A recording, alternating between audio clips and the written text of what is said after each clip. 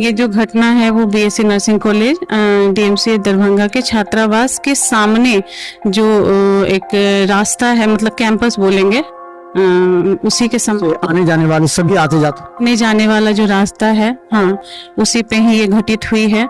उनके बीच में प्रेम प्रसंग को लेके मतलब मेरे पास इंफॉर्मेशन आई थी, और दोनों परिवार के जो भी परिजन लोग थे वो हमारे बीच में आए भी थे, और दोनों को समझा बुझाकर इस चीज़ के संस्थान की तरफ से जो भी एक रिस्पॉन्सिबिलिटी होती है संस्थान की, वो संस्थान के द्वारा किया गया था। और बाद में पता चला था कि वो बच्ची कोर्ट मैरिज कर ली थी, उससे संबंधित जितने भी दस्तावेज हैं वो हमारे संस्थान में जमा है। बच्चे कोर्ट मैरिज के सारे पेपर, जी, सारे पेपर्स हमारे। दोनों के माता पिता से आपने बात की, समझा? जी, सभी दोनों लोगों को समझाया सब कुछ। तो ये संस्थान के तरफ से जितना भी कोशिश किया गया कि हाँ उस विवाद को सुलझाया जाए, संस्थान ने अपनी बखूबी उस चीज में भूमिका निभाई।